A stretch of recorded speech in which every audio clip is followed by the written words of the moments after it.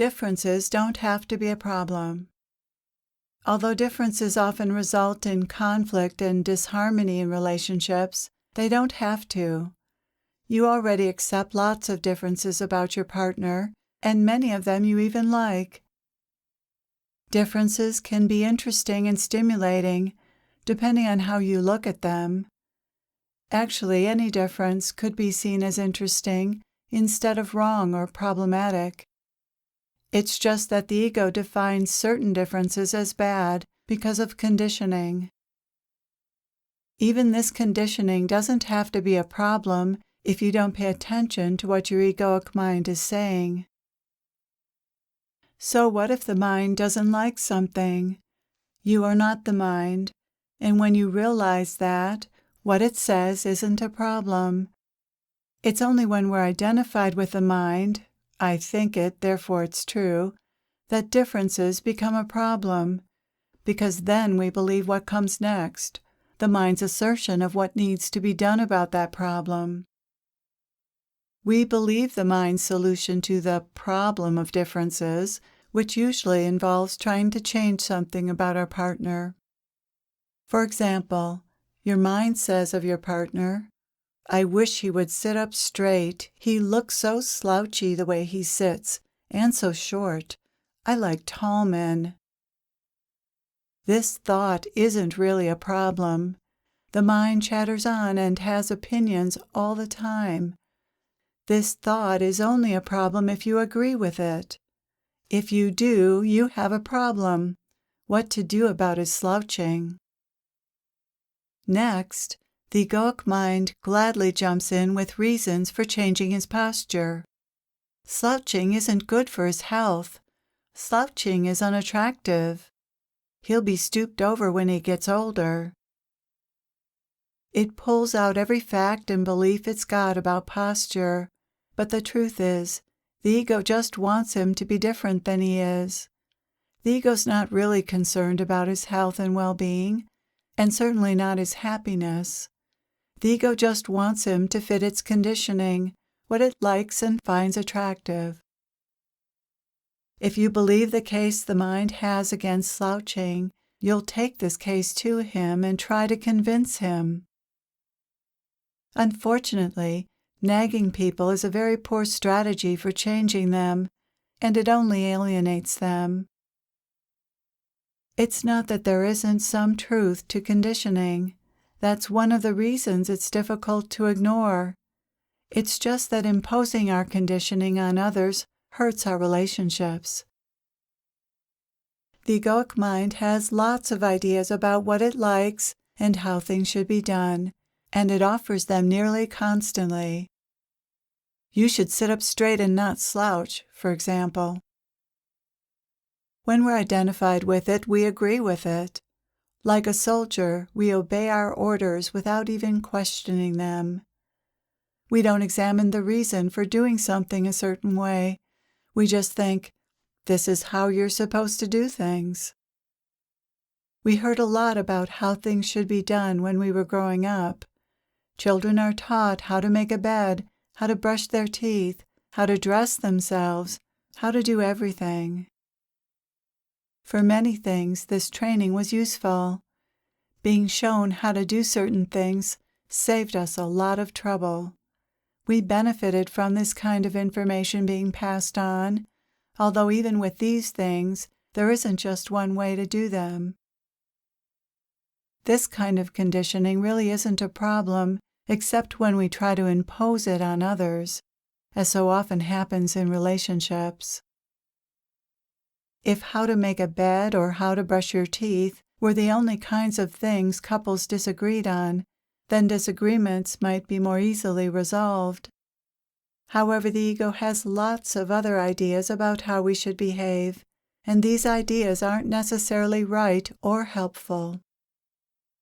We have a lot of ineffective, outdated, not useful, and just plain incorrect conditioning. Here are some examples. If you nag and complain enough, you'll get your way. Men like women who are submissive. Everything has to be perfect. I should be treated like a princess.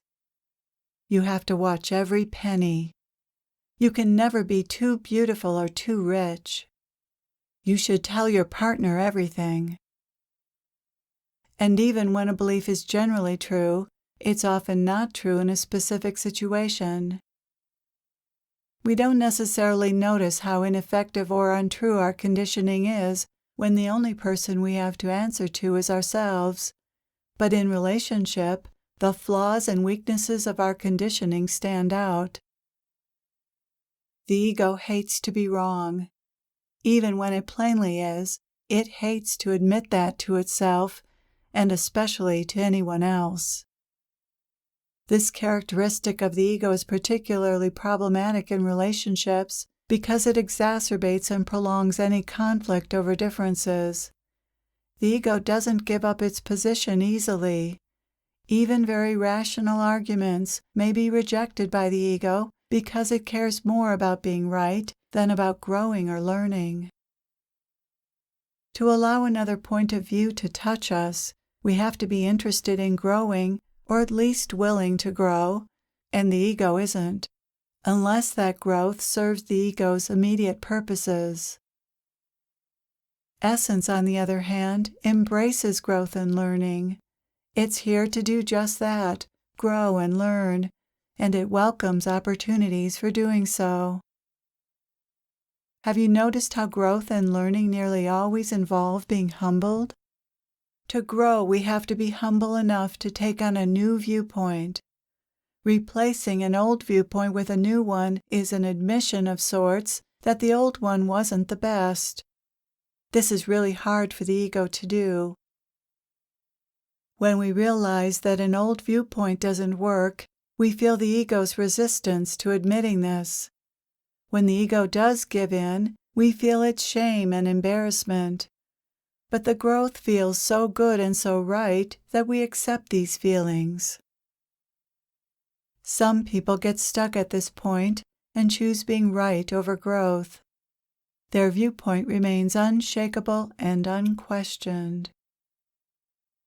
These are not happy people, because life is about growth and evolution on every level: physical, emotional, mental, and spiritual. Life is continually asking us to grow, and when we say no to growth, we suffer, because not growing goes against the flow of life, which intends evolution. On the other hand, when we say yes to growth, we become aligned with essence, and that feels good. We are rewarded for making this choice by the good feelings that result, despite the humbling of the ego. This humbling is really only a small part of the experience of growth, but if we focus on that, we may not notice how rewarding growth is. We can learn to focus on the good feelings that arise when we say yes to the growth life brings, even if that comes at the expense of some pain and humbling. We can learn to ignore the ego's embarrassment and resistance and enjoy the rewards of growth in these moments. So, differences are not inherently problematic in relationships. The ego makes differences a problem by taking the position that its conditioning is right and by imposing it on someone else. Conditioning isn't a problem until the ego tries to impose its conditioning on others. Let's suppose you're a woman who likes to have the house very neat and clean, and you're married to a man who doesn't care if the house is kept that way. Is it a problem that you have this conditioning and he has his? No. However, the plot thickens when you decide that he should help you keep the house as clean and neat as you would like. Then you're taking the position that the way you like the house kept is the right way. That position isn't necessarily a problem either. The problem is in imposing this conditioning on your spouse, who feels otherwise. You feel justified in doing this because you feel your way is the right way. What's likely to happen is that your spouse will argue his point of view about housekeeping in an attempt to resist accommodating your conditioning. Then you're arguing over whose conditioning is right, and there's no possible resolution to that. These conflicts can't be resolved from the level of ego because the ego isn't willing to be wrong and generally isn't willing to compromise. The willingness to see another's point of view and compromise comes from essence, not the ego, and essence can't be contacted by remaining in your mind, which is what got you into conflict in the first place. There's a place in our being where essence is felt to reside, and that's not in the head, but in what many call the spiritual heart. The spiritual heart is felt to be located in the middle of the chest, which is why it's referred to as the heart. When you drop out of your head and into your heart, you're dropping out of your ideas, conditioning, and into your intuition, which is often sensed in the chest. The intuition is the aspect of our humanness that's connected with the divine. The divine speaks to us through the heart, and it advocates unity over separation and love over being right. Out of love, it's willing to allow the other to be as he or she is, and it's willing to accept responsibility for its own conditioning. From this place, it's easy to see that you have a choice to either follow your conditioning or not, and to impose this conditioning on others or not. When you're in the heart, your conditioning isn't that compelling. You see it for what it is, just ideas, and not necessarily good ones. Because you can see the truth about your conditioning, it becomes much easier to choose to ignore it, or at least not impose it on your partner. However, when you're identified with the ego, making these choices is difficult because conditioning feels very real and meaningful and compelling. The conditioning is reinforced by the belief that it's true, which creates more feelings, such as resentment and anger, when others don't comply to your conditioning. These feelings make the conditioning feel even more real, important, and compelling. Because you don't want to feel all these feelings, you try to change the situation by trying to change your partner. To continue with our example, you're angry your husband doesn't want to help keep the house the way you do because this feels unfair and because you feel you are right and he is wrong. So you build your case by judging him. He's a slob. He wasn't brought up right. He doesn't care about me. He's lazy. These conclusions or stories seem to lend validity to your conditioning, which is further strengthened by emotions. And these emotions feel very uncomfortable. The ego sees only one solution: the partner must change.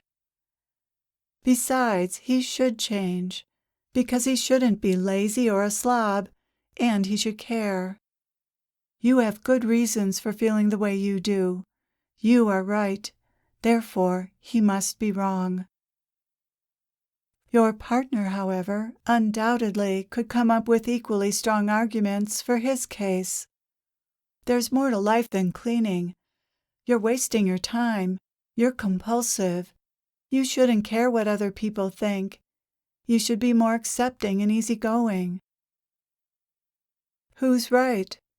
You can see why this problem can't be solved from this level. And if you ask someone else what to do, they'll just tell you their opinion, which is their conditioning.